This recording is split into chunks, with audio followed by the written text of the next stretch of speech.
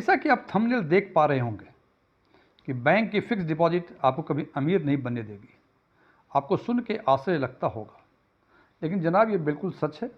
आज हम चर्चा करेंगे इन्हीं बातों की कि यदि आप बैंक में फिक्स डिपॉजिट कराते हैं तो वो कौन से कारण हैं जो आपको अमीर बनने में बाधक है।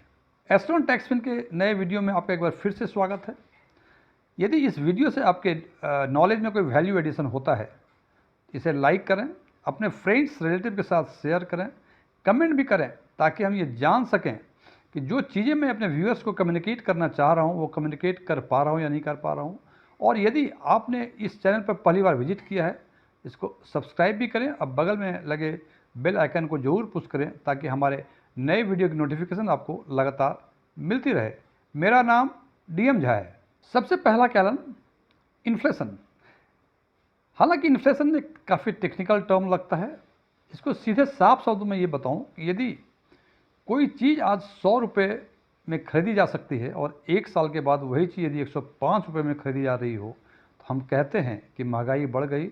और चूंकि 5 रुपये की महंगाई बढ़ी है 100 रुपये में, इसका मतलब 5% का इन्फ्लेशन है। अब इस कॉन्टेक्स्ट में बात करते हैं बैंक के फिक्स डिपॉजिट के इंटरेस्ट की। बैंक की फिक्स डिपॉजिट की इंटरेस्ट आज के दिन में 7 से 8% के आसपास का है।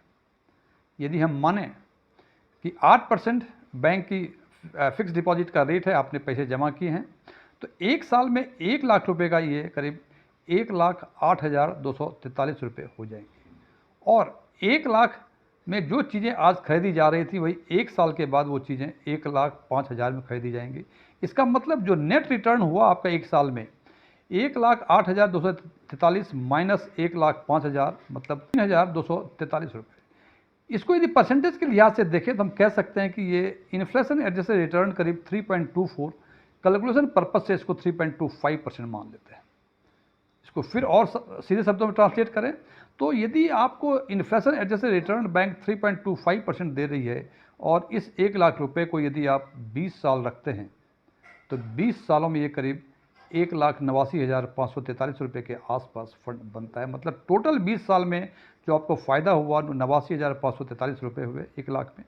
और यदि दोगुने की बातें करें तो ये करीब 22 साल 2 महीने के आसपास में रकम दोगुनी होगी। जबकि अब यदि इसको कंपेयर करें किसी दूसरे इन्वेस्टमेंट से, फॉर एग्जांपल सेफ सबसे mutual fund large cap segment में, जिसका 12 से 15% के आसपास 10-20 सालों में रिटर्न मिलता है, और 5% का यदि इन्फ्लेशन है तो हम मान के चलते किसी भी हालत में 12% भी मिले, उसमें 12 में से 5% इन्फ्लेशन, तो 7% के आसपास का आपको इन्फ्लेशन एडजस्टेड रिटर्न मिलेगा। तो क्या लगता है कि यदि बैंक में फिक्स डिपॉजिट आप करते हैं ये कभी आपको अमीर बनने देगी। दूसरा कारण बैंक में फिक्स डिपॉजिट का टेन्योर और इसके लॉक इन पीरियड का है। बैंक में यदि फिक्स डिपॉजिट कराने जाते हैं आप तो कम से कम वो 7 दिनों का होता है और अधिक से अधिक वो 10 वर्षों का होता है। अब जनाब यदि आपके पास रकम 4 दिन 5 दिन के लिए है तो बैंक उस पर सेविंग के अलावे और कोई ब्याज नहीं देती है, सेविंग के हिसाब से ही ब्याज देती है। लेकिन यही रकम यदि आप डेट फंड में भी जमा करा दें तो वहाँ भी यदि रिटर्न देखेंगे ये बैंक की सेविंग फंड से बेहतर रिटर्न देती है। ये तो ये टेन्योर की। दूसरा 10 साल। हम एशियन कंट्रीज़ में रहते हैं। एशियन कंट्रीज़ में पेरेंट्स हमेशा चाहते हैं कि अपने बच्चों के लिए, अपने सन के लिए या ग्रैंड सन के लिए कुछ रकम लंबे समय के लिए इन्वेस्ट कर दें, 20 साल 15 साल 20 सालों के लिए। लेकिन बैंक में जनाब ये नहीं हो सकता है। नंबर 2, ये लॉक इन पीरियड होता है। जैसे आपने 2 साल के लिए करा दी बैंक में फिक्स डिपॉजिट और 2 साल का ब्याज का दर मान लीजिए 7% मिल रहा है आपको, तो FD कराने के बाद यदि इंटरेस्ट रेट बैंक का बढ़ भी जाता है तो आपको जो 7% मिल रही थी वो अगले 2 वर्षों तक 7% ही मिलेगी।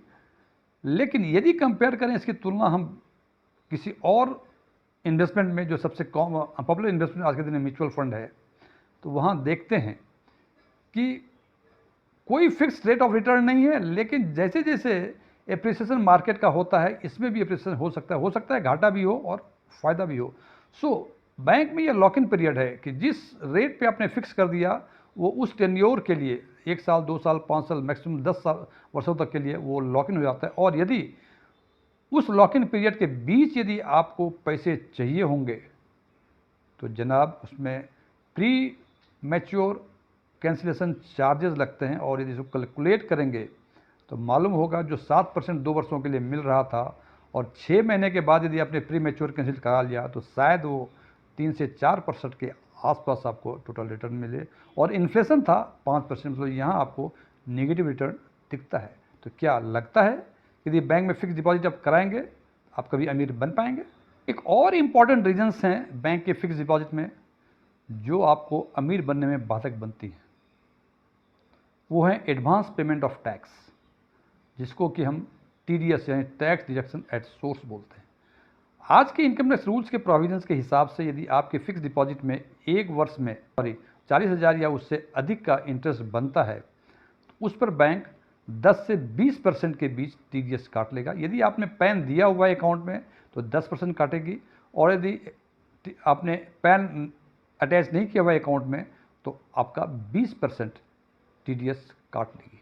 अब TDS काटना कोई इशू नहीं, काट ले 10%, 15%, 20% जो भी हो, लेकिन समस्याएं तब होती हैं कि जब आप रिटर्न फाइल करते हैं और मालूम होता है कि आपका पर्सनल इनकम टैक्स स्लैब 5% है जबकि बैंक ने 10% काट लिया है, तो आपको वो 5% रिफंड लेने के लिए आपको इनकम टैक्स रिटर्न फाइल करना ही पड़ेगा। इनकम टैक्स फाइल करना कोई इशू नहीं है, लेकिन जनाब हिंदुस्तान गरीबों का देश है, यहाँ काफ़ी लोग ग्रामीण क्षेत्र के हैं, काफ़ी गरीब हैं। हो सकता है उनकी जो आमदनी हो पूरे साल की वो 2-2.5 लाख के आसपास केवल फिक्स डिपॉजिट से ही हो, और इसके अलावा और से कोई आमदनी नहीं, वही उसका लाइवलीहुड हो, और उस 2-2.5 लाख में से 10% यदि TDS काट लेते हैं तो 25,000 रुपये उसके कट गए, 2,000 रुपये महीने का कट गए TDS में। अब वो 25,000 रिफंड लेने के लिए उनको इनकम टैक्स रिटर्न फाइल करना होता है, जबकि सामान्य अवस्था में यदि 2.5 लाख का इनकम उसका होता तो उसको इनकम टैक्स फाइल करने की कोई ज़रूरत नहीं है। तो ये दिक्कतें अधिक हैं कि आपका इनकम टैक्स, आपका टोटल इनकम एग्जम्पशन स्लैब से ऊपर हो या नीचे हो, बैंक उसको समझ में नहीं आता है क्या करना है। उन्हें तो 10% या 20% यदि आपका 40,000 से अधिक का आपका FD पर इंटरेस्ट बनता है तो वो उतना TDS काट लेंगे। ये भी एक समस्याएं हैं जो कि आपको अमीर बनने में बाधा उत्पन्न करती है। का नुकसान, जब बैंक में फिक्स डिपॉजिट हम कराते हैं तो हमें लगता है कि बैंक में भले ही ब्याज कम मिलता हो लेकिन पैसा हमारा सुरक्षित है, लेकिन जनाब ऐसी बात नहीं है। आपका पैसा केवल 5 लाख तक रुपए तक ही सुरक्षित है। यदि आपके बैंक में पैसे 20 लाख, 30 लाख, 40 लाख, 50 लाख की FD हो या सारे डिपॉजिट्स मिला के 20 लाख, 30 लाख, 40 लाख हों और खुदा न खास्ते बैंक डूब गया तो आपको मैक्सिमम अमाउंट 5 लाख रुपए ही मिलेंगे। हालांकि इंडियन बैंकिंग इंडस्ट्री इतनी कमज़ोर नहीं हुई है कि बैंक डूब जाए, लेकिन ये संभावनाएं तो हैं कि यदि बैंक कोलैप्स कर जाए तो आपका मैक्सिमम सिक्योरिटी 5 लाख रुपये है, जो कि DICGC deposit insurance and credit guarantee corporation ये इंश्योरेंस की सुविधा देती है। एक और समस्याएं हैं बैंक के फिक्स डिपॉजिट में जो बाधा उत्पन्न करती है आपके अमीर बनने में, वो है टैक्सेशन। फिक्स डिपॉजिट में या बैंक के डिपॉजिट में जो ब्याज बनता है उस ब्याज पर टैक्सेशन आपके पर्सनल इनकम टैक्स स्लैब के हिसाब से होता है। जैसे मैंने पहले चर्चा की कि हो सकता है आपका पर्सनल इनकम टैक्स स्लैब 5% हो, लेकिन बैंक ने आपका TDS काट लिया 10%। इसका मतलब 5% रिफंड आपको वापस लेने के लिए इनकम टैक्स रिटर्न भरना जरूरी है। लेकिन ये भी हो सकता है कि बैंक ने TDS काटा हो 10% और आप आते हो 20% के स्लैब्स में, तो 10% आपको पे करना पड़ा। ये तो सामान्य अवस्था है, इसमें कोई इशू नहीं है। लेकिन सबसे बड़ी दिक्कतें ये हैं कि यदि 5 साल की FD कराई आपने और मान लीजिए कि हर साल आपका 50,000 का ब्याज बन रहा है उस FD में, तो जनाब 5 साल में 2.5 लाख का ब्याज मिलेगा तो आपको 5 वर्षों के बाद, लेकिन जो हर साल 50,000 एक्रूड हो रहा है वो आपके उस फाइनेंशियल ईयर के इनकम में ऐड होगा और उसके हिसाब से आपको टैक्स पे करना पड़ेगा। जबकि दूसरे इन्वेस्टमेंट में लाइक म्यूचुअल फंड, उसमें ऐसी कोई व्यवस्था नहीं है। उसमें 10 साल 20 साल के लिए पैसे आपने इन्वेस्ट करके छोड़ दिए तो टैक्सेशन का कैलकुलेशन तब होगा जबकि आप म्यूचुअल फंड से या स्टॉक से पैसे निकाल लेंगे। जबकि फिक्स डिपॉजिट के केस में पैसे निकलेंगे आपके 5 साल के बाद ही, लेकिन हर साल जो इंटरेस्ट एक्रूवल हो रहा है उस एक्रूवल पर आपको अपने स्लैब के हिसाब से टैक्स देना पड़ेगा।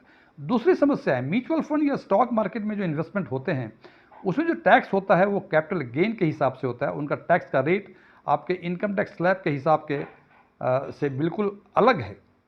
यदि सामान्य अवस्था में जब म्यूचुअल फंड या स्टॉक मार्केट में इन्वेस्ट करते हैं तो हम लंबे समय के लिए करते हैं, कम से कम 1 वर्षों से अधिक के लिए। यदि 1 वर्षों से अधिक के लिए आपने स्टॉक मार्केट या म्यूचुअल फंड में इन्वेस्टमेंट है तो उसमें जो गेन होगा आपको, उस गेन पे 1,25,000 रुपये माइनस करने के बाद जो गेन होगा, एक्स्ट्रा गेन होगा, उस पर आपको 12.5% का टैक्स लगेगा। जबकि फिक्स डिपॉजिट के केस में आपको 10,000 भी यदि ब्याज बनता हो तो 10,000 पे आपको पर्सनल इनकम टैक्स स्लैब के हिसाब से टैक्स पे करना पड़ेगा। जबकि स्टॉक मार्केट या म्यूचुअल फंड में ऐसी व्यवस्थाएं नहीं हैं। तो ये सब कुछ ऐसे कारण हैं जिससे हमें ये समझ में आता है कि यदि बैंक में फिक्स डिपॉजिट हम करें तो शायद ये कभी हमें अमीर नहीं बनने देगी। हालांकि आपका निर्णय हमेशा आपके विवेक पर निर्भर करता है। Thank you.